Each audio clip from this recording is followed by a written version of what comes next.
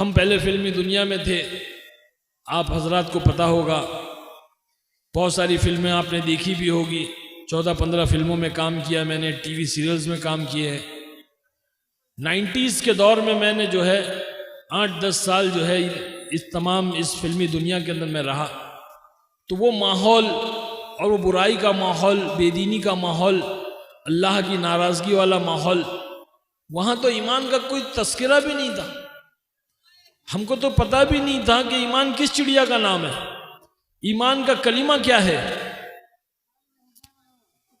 अल्लाह पाक ने लेकिन रहम का, करम का, फजल का मामला किया कि अल्लाह ने अपनी रहमत की निगाह डाली और अल्लाह ने रहमत की रस्सी डाल करके उस दुनिया से निकाला। हमारा कोई कमाल नहीं। एक जमात आई, उस जमात को पता चला कि भाई इस मोहल्ले के अंदर, इस इलाके के अंदर एक मुसलमान रहता है जो फिल्मों में काम करता है, लेकिन जमात वालों से मुलाकात नहीं करता। क्योंकि हमारे जहन में ये था कि ये जमात वगैरह ये सब जो है ना ले जाकर के मुल्ला मौलवी बना देते हैं, मुल्ला मौलवी बना देते हैं। तो जमात से मिलते नहीं थे हम। लेकिन उस जमात के अंदर एक जो अमीर साहब थे, बहुत पुराने बुजुर्ग थे, अल्लाह वाले थे, उन्होंने कहा कि ठीक है, ये कब जाते हैं अपने काम पर, शूटिंग पर कब जाते हैं? तो कहा कि सुबह 7 बजे निकलते हैं। तो वो आ करके मेरी गाड़ी के पास ठहर गए, मेरी गाड़ी के पास रुक गए, मेरा इंतज़ार करने लगे। मैं जब वहाँ पहुँचा मैंने देखा कि एक सफ़ेद बुजुर्ग, सफ़ेद दाढ़ी, चेहरा मोहरा, लिबास, और थोड़ा मैला कुचैला हो जाता है अल्लाह के रास्ते में कपड़ा। तो मैंने सोचा कोई फ़कीर है। तो पैसा देने के लिए मैंने जैसे अपने जेब में हाथ डाला तो कहने लगे ना ना ना, सलाम किया, मैंने जवाब दिया। कहने लगे एक सवाल करना है। मैंने कहा पूछिए क्या है? कहने लगे कि मरना है कि नहीं मरना है? अरे तौबा, मैंने बोला इतना सुबह सुबह कौन आदमी है मरने की बात कर रहा है? सुबह सुबह कोई आदमी मरने की बात करे, मरना है कि नहीं मरना? बड़ा गुस्सा है। मैंने कहा पहले आपको मरना है, बाद में मुझे मरना है। तो मुस्कुराने लगे, कहा हाँ अच्छा ये बताओ, कब्र के अंदर गाड़ी जाएगी कि दाढ़ी जाएगी? क्या पूछे? कब्र में गाड़ी जाएगी कि दाढ़ी जाएगी? तो गुस्सा तो आया हुआ था। मैंने गुस्से में, आपका दिमाग खराब हो गया है, कब्र के अंदर गाड़ी कैसे जाएगी? कब्र के अंदर तो दाढ़ी जाएगी। तो कहने लगे हाँ, कब्र के अंदर गाड़ी नहीं जाएगी, कब्र के अंदर तो दाढ़ी जाएगी। तो गाड़ी वाली ज़िंदगी के पीछे वक्त क्यों ज़ाया करते हो? दाढ़ी वाली ज़िंदगी क्यों नहीं इख्तियार करते? दाढ़ी वाली ज़िंदगी तो जनाब रसूलुल्लाह सल्लल्लाहु अलैहि वसल्लम की ज़िंदगी। बस ये बात कही और वो बात दिल पे लगी, दिल से निकली हुई बात दिल पे लगी। कहते ना, दिल से निकले जो आह असर रखती है, पर नहीं ताकत परवाज मगर रखती है। अल्लाह वालों की बात थी, लग गई। वो कह करके सलाम करके चले गए। मैं सारा रास्ता सोचता रहा ये क्या? अल्लाह ताला को किसी को हिदायत देना है ना, तो अल्लाह ऐसे हिदायत देता है। हाँ, एक बहुत बड़े अल्लाह वाले गुजरे, इब्राहिम बिन अदहम। ये बहुत बड़े बादशाह थे, आदिल बादशाह थे। इब्राहिम बिन अदहम नाम था उनका। एक दफा अपने महल की वरांदे में जो है टहल रहे थे, गैलरी में वरांदे में टहल रहे थे। तो नीचे से फकीर ने पूछा, इब्राहिम तेरे सराय की क्या कीमत है? सराय मतलब लॉज, होटल। तो फकीर ने जब ये पूछा तो इब्राहिम बिन अदहम बादशाह है, बड़ा गुस्सा आया। कहने लगे, बेवकूफ, तुझे मेरा महल सराया नजर आता है? तुझे मेरा महल सराया नजर आता है? तो कहने लगे हाँ, सराया नहीं तो और क्या है।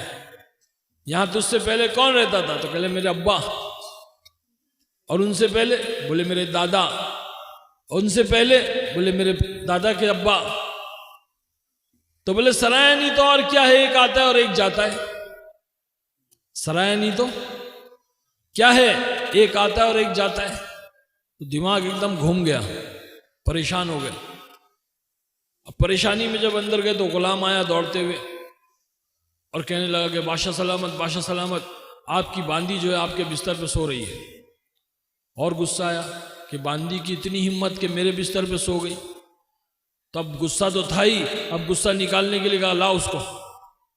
अब गुलाम बांदी को लेकर आया, पूछा क्या हुआ, मेरे बिस्तर पे क्यों सोई तू?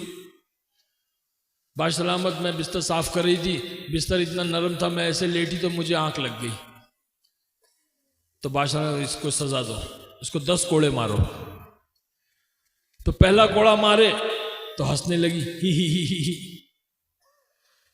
दूसरा कोड़ा मारे फिर हंस रही, ही। तीसरा कोड़े मारे तो फिर हंस रही, ही। बादशाह को और गुस्सा आया, कहने लगा बेवकूफ बांदी क्यों हंसती है, तुझे कोड़ा मार रहे और तू हंसती है। तो कहने लगी बादशाह सलामत मैं इसलिए हंस रही हूं कि 10 मिनट सोई तो 10 कोड़े लग रहे, जो जिंदगी भर सोता आया उसको कितने कोड़े लगेंगे?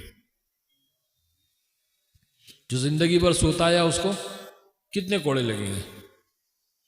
और दिमाग खराब हो गया। अब गए अपने बेडरूम में, अब नींद नहीं आ रही है, परेशान है। एक तो फकीर ने ऐसा बोल दिया, फिर बांदी ने ऐसा बोल दी। अचानक से जो है छत के ऊपर से कुछ भागने दौड़ने की आवाज आई। तो पुकारा और कहने लगे कौन है? तो कहने लगा कि ऊंट वाला। बोले ऊंट वाला मेरी महल की छत पे क्या कर रहा है? बोले अपना ऊंट ढूंढ रहा हूं। बोले बेवकूफ, तेरा ऊंट मेरी छत पे क्यों ढूंढ रहा है?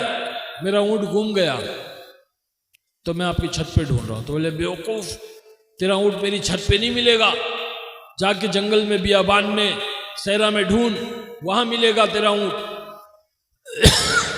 तो कहने लगा जिस तरह से मेरा ऊंट आपकी महल की छत पे नहीं मिलेगा ना, उसी तरह से अल्लाह भी महल में नहीं मिलेगा। बात समझ में आ गई कि अल्लाह की तरफ से इशारा है। बस अपना सारा जो है बादशाहत का चोला उतारा और झोली लिया और जो है चादर लपेट करके निकल गए जंगल में, वीरान बियाबान में, और बन गए अल्लाह वाले इब्राहिम बिन अदहम रहमतुल्लाह अलैह, बहुत बड़े अल्लाह वाले बने। अब यहाँ प्रजा, उनके उमरा वज़रा, उनके लोग सब ढूंढ रहे बादशाह कहाँ गए, कहाँ चले गए। ढूंढते ढूंढते महीनों गुजर गए, साल गुजर गए, बादशाह नहीं मिले। अचानक एक दिन जो है बादशाह एक नदी के किनारे बैठ करके अपनी गोदड़ी सी रहे थे। किसी ने देख करके पहचान लिया, बोले ये तो बादशाह है। जा करके कहा, लोगों को जमा किया, सबको बुलाया, लोग गए, जा करके कहने लगे बादशाह सलामत चलिए, आपका तख्त आपका इंतजार कर रहा है, आपकी हुकूमत आपका इंतजार कर रही है, आपके लोग आपका इंतजार कर रहे हैं, चलिए। कहने लगे ना मैं नहीं आऊँगा। बहुत इसरार किया, बहुत मनाया। तो बादशाह सलामत ने कहा अच्छा एक शर्त है मेरी। जो सुई से गोदड़ी सी रहे थे वो सुई को जो है उन्होंने पानी में फेंक दिया और कहने लगे जाओ ये सुई लेकर के आओ। अब लोग जो है अंदर उतरे, बड़े बड़े स्यूमर और बड़े बड़े जो है गोताखोर अंदर गए, सुई कहाँ मिलती, थक गए, वापस आए। बादशाह सलामत छोड़ दीजिए इस बात को, आप चलिए, हम आपके लिए बहुत सारी सुई ला देंगे। कहा कि ना, हुक्म दिया मछलियों को, ए पानी की मछलियों मुझे मेरी सुई ला करके दो। तो सारी मछलियां जो है अपने मुंह में सोने की सुई लेकर के आई, सोने की सुई। तो बादशाह सलामत ने कहा कि ना मुझे ये नहीं चाहिए, मुझे मेरी सुई चाहिए। तो एक मछली अंदर जाती है और उनकी सुई ला करके देती है। वो लेते और कहते हैं बताओ वो हुकूमत अच्छी है कि ये हुकूमत अच्छी है? लोग कहते हैं बादशाह सलामत ये हुकूमत अच्छी है। तो मेरे बुजुर्ग दोस्तों कहने का मतलब यह है कि ये बने अल्लाह वाले इब्राहिम बिन अदहम रहमतुल्लाह अलैह, जब अल्लाह किसी को हिदायत देना चाहता है और किसी को अल्लाह चुनना चाहता है तो अल्लाह इस तरह से इशारे देता है। तो मुझे भी इशारा मिला, उन्होंने कहा कि कब्र के अंदर गाड़ी जाएगी कि दाढ़ी जाएगी। मैंने कहा कब्र में गाड़ी कैसे जाएगी, कब्र में तो दाढ़ी जाएगी। कहने लगे हाँ कब्र में दाढ़ी जाएगी। तो गाड़ी वाली जिंदगी के लिए वक्त ज़ाया क्यों करते हो, दाढ़ी वाली ज़िंदगी क्यों नहीं अख्तियार करते? दाढ़ी वाली ज़िंदगी तो हज़रत मोहम्मद सल्लल्लाहु अलैहि वसल्लम की ज़िंदगी। तो ये चेहरा मोहरा लिबास ये दीन है, ये सुन्नत तरीका है अल्लाह के नबी सल्लल्लाहु अलैहि वसल्लम का स्टाइल करना, आपको अपना हीरो बनाना। असल हीरो हमारे नबी है। आज हम नौजवान यहाँ बैठे हुए हम लोगों ने अपना हीरो, अपना आइडियल बना लिया। अपने मुसलमान भाई जो आज इस शोहरत के मुकाम पे है, जिनको अल्लाह ने किसी मसलियत के तहत आज एक मुकाम दिया है, आज उनको देख करके हमने उनको अपना आइडियल बना लिया, अपना नमूना बना लिया। अरे हमने जिनको अपना नमूना बनाया है, हम ये भी तो देखें कि उनका नमूना कौन है। हम उनको फॉलो कर रहे हैं, हम उनके फैशन और उनके स्टाइल को फॉलो कर रहे हैं। हम ये भी देखें कि वो किन के स्टाइल और किन के फैशन को फॉलो कर रहे हैं। जब आप ये देखोगे तो पता चलेगा कि वो जिनको फॉलो कर रहे हैं वो यहूद और नसारा है, जो इस्लाम के दुश्मन है, अल्लाह के दुश्मन, अल्लाह के बागी, अल्लाह के नबी के दुश्मन है, मुसलमानों के दुश्मन है, जिनकी हमेशा ये कोशिश होती है कि इस्लाम को ख़त्म कर दिया जाए, मुसलमानों को ख़त्म कर दिया जाए। उनको फॉलो कर रहे हैं। क्योंकि मैंने मेरी फिल्म, पहली फिल्म जो फूल और कांटे थी, उसमें जो मैंने स्टाइल किया था, रॉकी का जो स्टाइल मैंने किया था, जो पोनी टेल और जैकेट और बिटल्स, वो फॉरेन का, बॉलीवुड का, हॉलीवुड का एक स्टार था, उसका मैंने कॉपी किया था।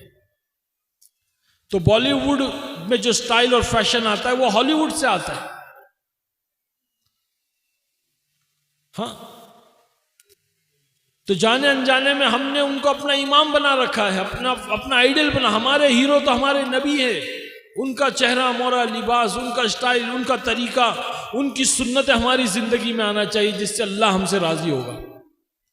आज हम अल्लाह के दुश्मनों, जिनको अल्लाह ने मगजूब कहा, गैरिल मगजूब अलैहिम, जिन पर अल्लाह ने लानत भेज दी, आज उनके तौर तरीके हमारे नौजवान बच्चे और बच्चियों के अंदर है। तो हम जिनको फॉलो कर रहे हैं वो यहूद और नसारा को फॉलो कर रहे हैं। अब वो यहूद और नसारा किसको फॉलो कर रहे हैं? उनका भी तो कोई इमाम होगा, उनका भी तो कोई इमाम होगा। तो जब हम देखेंगे उनका इमाम कौन है, वो किसको फॉलो कर रहे हैं, तो पता चलेगा कि वो कुत्ते को फॉलो कर रहे हैं। कुत्ता आगे आगे चलता है, अंग्रेज पीछे पीछे चलता है। ये अंग्रेज समझता है कि मैं कुत्ते का मालिक हूं, और कुत्ता समझता है कि मेरा नौकर है, मेरे पीछे पीछे आ रहा है। कौन मालिक है कौन नौकर है पता नहीं। उसको पेशाब पैखाना आता है तो ये अंग्रेज लेकर जाता है उसको पेशाब पैखाना कराने के लिए। तो जो कुत्ते को फॉलो कर रहे हैं हम उनको फॉलो कर रहे हैं, उनके तरीके, उनके फैशन, उनके स्टाइल को हम अपना रहे हैं। जो खुद अपने फैशन और अपने स्टाइल से मुतमईन नहीं है, कभी बेल बॉटम पे आ जाते तो कभी बैगी पे आ जाते, कभी चुस्त पे आ जाते, कभी हाफ चड्डी में आ जाते, तो कभी किस में आ जाते, कभी तो नंगे हो जाते। वो मुतमईन ही नहीं अपने तरीके से। हमारे नबी ने हमको मुतमईन किया, एक ही तरीका, 1400 साल 1500 साल से एक ही तरीका, पहरन, तहमन, दाढ़ी, टोपी, अमामा, एक ही तरीका, 1500 साल से। हमारे मुंबई के अंदर एक नौजवान अल्लाह के रास्ते में निकला, बहुत मालदार था, बहुत मालदार। रोजाना नए नए ड्रेस, नए नए जो है लेटेस्ट मोबाइल, और जो है नए नए परफ्यूम, नई नई घड़ियां, जूते नए, रोजाना उसका कुछ ना कुछ ऐसा रहता था। बहुत मालदार था, खूबसूरत। अल्लाह वालों की नज़र पड़ी, इतना खूबसूरत मुसलमान बच्चा है, ये कौन से फैशन में पड़ा हुआ है। मेहनत की, मुलाकात की, बात की, तश्कील हो गई। 4 महीने लेकर गए। 4 महीने के अंदर अल्लाह ने ऐसे जो है बदलाव किया, ऐसा चेहरा मोहरा लिबास बदला। हाँ, चेहरे पे दाढ़ी आ गई, सर पे अमामा आ गया, झुब्बा बिल्कुल बदल गया। क्यों बदला? क्योंकि ईमान बढ़ा, और ईमान आदमी को जो है वो दीन पर लाता है, ईमान नबी के तरीके पर लाता है, ईमान जो है आखिरत की फिक्रें पैदा करता है। ये ईमान, तो इतना बदलाव आया कि जब बदल कर 4 महीने लगा कर मुकम्मल करके जब अपने घर में आया, तो जैसी घर में दाखिल हुआ तो उसकी दादी जो थी, पुराने ज़माने की फैशनेबल मेम साहब जिसको कहते हैं, मालदार औरत, बुढ़ापे में भी लाली पाउडर नहीं छोड़ती है, वो बैठी हुई थी। उसने देखा कोई मौलवी साहब अंदर आ रहा है, तो देखी कौन है ये मौलवी साहब अंदर आ रहा है। जब नजदीक आया तो देखे तो पोता है मेरा। देख करके एकदम नाराज हो गई, एकदम खौल गई। अरे ये क्या होलिया बना लिया, ये किसका होलिया इख्तियार कर लिया? अरे मैं तो तेरी शादी के इंतजार में बैठी हूं, तुझे लड़की कौन देगा? कौन कह रही है भाई? अरे बोलो ना। दादी नहीं, मुसलमान दादी कह रही है, मुसलमान औरत कह रही है कि ये किसका हुलिया इख्तियार कर लिया, ये किसका तरीका इख्तियार कर लिया। मैं तो तेरी शादी के इंतजार में जिंदा हूं, तुझे लड़की कौन देगा? इस होलिये में तुझे लड़की कौन देगा? मुसलमान दादी कह रही है पोते से। अल्लाह पाक ने उस पोते के दिलो दिमाग में अजीब बात डाली। कहने लगा, दादी माँ, जिनका हुलिया मैंने अख्तियार किया है ना, अल्लाह ने उनको 11 बीवियां दिया था, तो क्या मुझे एक नहीं देगा? क्या बोला? जिनका हुलिया मैंने अख्तियार किया, अल्लाह ने उनको 11 बीवियां दिया था, तो क्या मुझे एक नहीं देगा? मेरे भाई बुजुर्गों, दोस्तों, हमारा ये यकीन बने, ऐसा हमारा यकीन बने कि हम अल्लाह के नबी सल्लल्लाहु अलैहि वसल्लम के तरीके पर अपनी ज़िंदगी को लाएंगे, अल्लाह हमको दुनिया में भी कामयाब करेगा, आखिरत में भी कामयाब करेगा। इसी के लिए सारी मेहनतें हैं, इसी के लिए जान माल वक्त लगाना है कि अल्लाह के रास्ते में निकल करके ईमान बनाए। ईमान बनेगा, दीन ज़िंदगी में आएगा, दीन ज़िंदगी में आएगा, अल्लाह दुनिया में भी कामयाब करेगा, आखिरत में भी कामयाब करेगा। सब नियत करते हैं इंशाअल्लाह, अल्लाह के रास्ते में निकलेंगे सब इंशाअल्लाह, दीन सीखेंगे। भाई देखो, ये जो मदारिस है ना, ये दीन सिखाने की जगह है, यहाँ दीन सिखाया जाता है। बचपन से बच्चों को जो है कुरान सिखाया जाता है, उसका मायने बतलाया जाता है, उनको हाफिज बनाया जाता है, उनको आलिम बनाया जाता है, उनको मुफ्ती बनाया जाता है।